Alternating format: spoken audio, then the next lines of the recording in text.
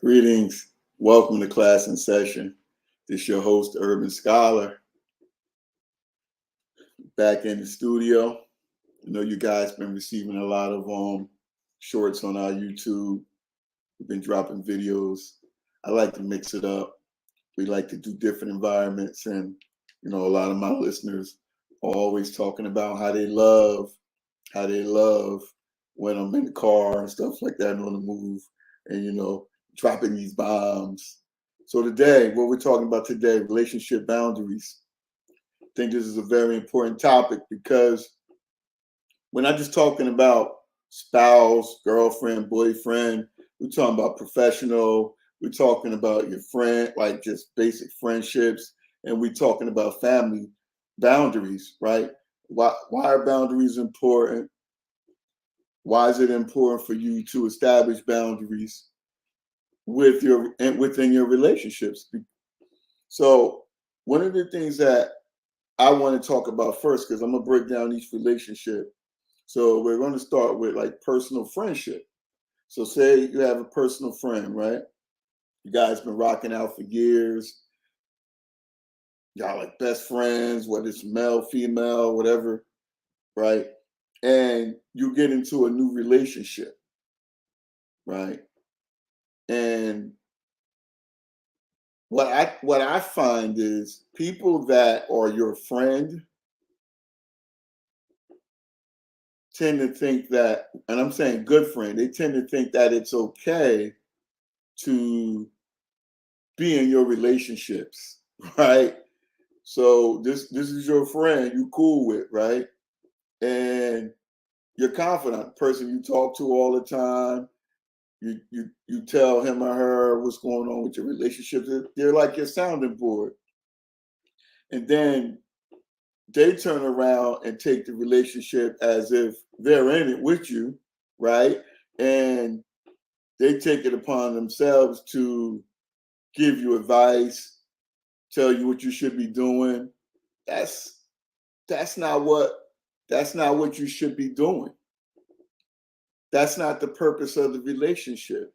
When a person is a sounding board, they just need somebody to listen.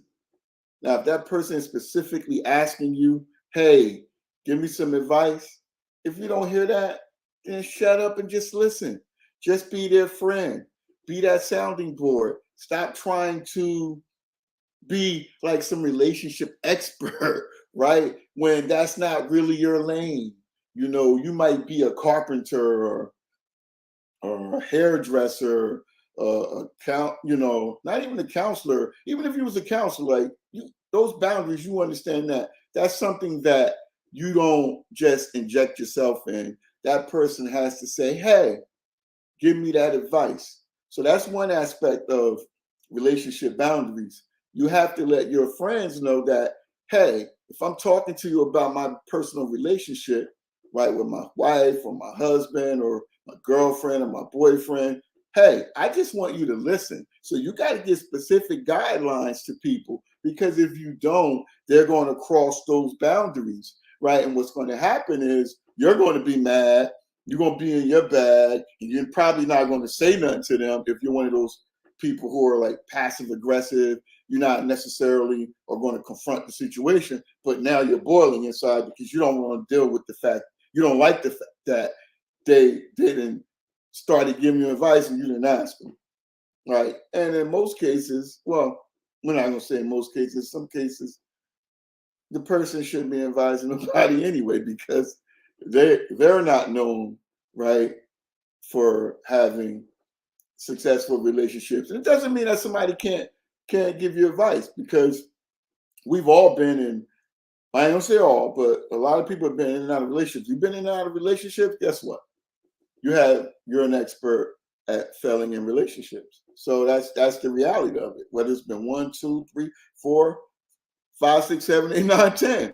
Like you've experienced a failed relationship. So that does provide you with wisdom, right? But it doesn't grant you the authority to be that voice of counseling and reason for your friend if that's not what they're asking for. So let's graduate to another relationship. say you're married, relationship boundaries, right? In your marriage, right, you have to be specific as well. You have to define what a relationship boundaries are, what's okay, what's not okay. You have to communicate with your spouse and let him or her know that, hey, these are the things that I appreciate. These are some of the things that kind of don't sit too well with me, right? Because some people have different beliefs, religious beliefs. And in those religions, like say in Islam, a Muslim, right? There's no intermingling, right? The men and women are supposed to be separate. Like when you go to the masjid, the women are in one location, the men are in another for obvious reasons, because there's no intermingling, right? But we live in America, so a lot of people who grew up here, like myself, we're used to intermingling because that's the culture, right? That's American culture. And I see a lot of Muslims struggling with that and not knowing how to manage those relationships and those boundaries. So what happens is you get in situations where your husband or your wife might be out and see one of your friends or whatever. Like for me, if I'm out and I see my wife's friend or one of my friends' wives or whatever who's Muslim, things like that, at the most I'm just going to greet them because that's their right and that's what we're supposed to do. Anything beyond that, you've crossed the relationship boundary, right? In Islam. Now in American culture, intermingling is normal.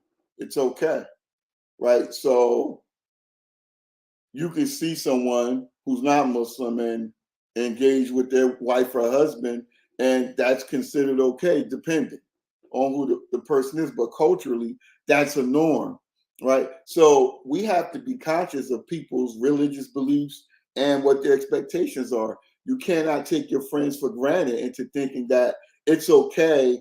Oh, that's such and such husband, that's such and such wife, that's my guy, that's my people. It's okay to talk to him or her. No, it's you got to be careful with that because everybody don't rock like how you rock. Every Muslim don't rock the same. Every Christian don't rock the same, and vice versa. Like you have Christians who operate that way as well, or other beliefs. Hindus, Jews, they say, hey, it's not okay for you to intermingle with opposite sex or my friends or whatever if I'm not around. There should be a respected boundary, right? So now let's graduate to work relationships. So when you at work, you're at work as much as you're at home. So your relationships at work, guess what? You see the same people every day. Y'all building relationships indirectly. And what happens at work is people get familiar with you at work. So I have this thing at work where well, everywhere. I always explain to people who I am, why I'm here, and what the whole point of the situation is. I always say, listen, I don't take anything personal here because we're at work. I don't know you outside of here necessarily, right? And I ain't really trying to go there with you. So there's not really much you can do or say to me that's going to trip me up and make me want to go there and take something personally or out of context with you. I ain't built like that. And I don't have that kind of time and energy because I'm seeking peace and some other things, right? So that's me again, like being specific. And I just recently had this conversation yesterday at work with a coworker. I think they were a new worker where I had to break that down to them that, hey, sometimes people get caught up here, they get in their feelings about stuff, they take work stuff personal, and then be running around here mad at people. I said, I'm not like that. I said, even if we have a disagreement in a conference or whatever the case may be, or I felt like you didn't do what you needed to do and I confronted it, once I confront it, I'm done with it. It's not personal for me. I don't own this office. I don't own this operation. I don't own, these cases and things like that. So whatever it is I do. So I don't care where you work at. What's important is that you understand relationship boundaries. So if you're at work, getting into personal, getting in your bag, getting in your feelings, right? That's not professional. That's not the way to go. And you need to check yourself, right? Because that ain't what the workplace is for. You're there to get the job done. That's first and foremost. You're not there for any other reason. So, if you're one of those people that's constantly at war with people at work, you need to really do a mental check. You need to do an emotional check. Like, you need to do a soul check, because that's not what you're there for. That's not what it's about. Simple as that. Business. Let's talk about business relationship boundaries. It is what it is. It's just like work. Business is a form of professional, right? So in your business relationships, you're going to be dealing with people. Like, say you have a business or you're a CEO and you have an executive assistant. That person is with you all the time. And in most cases, it's probably the opposite sex, right? So you got to have some clear boundaries about that relationship and make sure that that relationship maintains its authenticity and professionalism, because once you break that boundary, right, it gets a little shaky. You're on shaky ground, because if you get intimate with your assistant, now you have a dual dynamic. You got a professional business relationship and you got a personal relationship. And guess what? People don't fare well in those situations. It's kind of like at work. Like, it's going to be some stuff, because now, like with women, they look different. When a woman becomes emotionally attached, she's looking at you different. She see only what she want, right? Your men are more, as a matter of fact, and literal and logical. Like, hey, we could separate the two. Hey, why was you acting like that when we was in that business meeting? Like, men would be trying to figure out why you acting like that. And there are a few women out there, but not many, that could probably manage that situation. It's a tight line for a woman to be managing that kind of situation. So you got to be careful when you out and about at work, personal, home. You have to establish relationship boundaries, and that requires you to communicate effectively. It requires you to tell your partner, your co-worker, your business mate, or whoever, your friends, your best friend, your BFFs, and all that, what your expectations are and how you rock. Because a lot of people assume and take things for granted.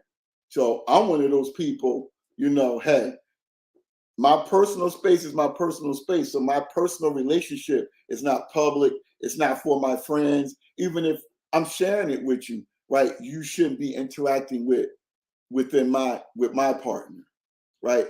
That's a non-negotiable. I'm real old school with it. And anybody that truly know me knows I never, even back in the day, you couldn't come. I didn't bring my personal relationships on around people, and I still don't. I keep that. My private life is my private life, and I separate, right? Because I don't want to be in a situation where this particular friend or homie or brother or sister, whatever, cousin might cross a line in a boundary, and I got to get right. So that's very important. So that's today's topic, is relationship boundaries. I hope it was helpful. Welcome class in session. This is your host, the Urban Scholar. We appreciate you watching and rocking out with us. Please leave some feedback in the comments. Let us know what you think. Share this video. Make sure you go to urbanscholargear.com. Make sure you follow us on all social media with Class in Session, Urban Scholar, the sponsor, Urban Scholar Music Group, and check us out, Class in Session. We're on Twitter, Class in Session 5. We're on Instagram, Class in Session .podcast. We're on Facebook, Class in Session Podcast, and we're here on YouTube at Class in Session Podcast. This is your favorite host. I'm back. It's the Urban Scholar, and this is Class in Session. And remember, the future is Urban Scholar.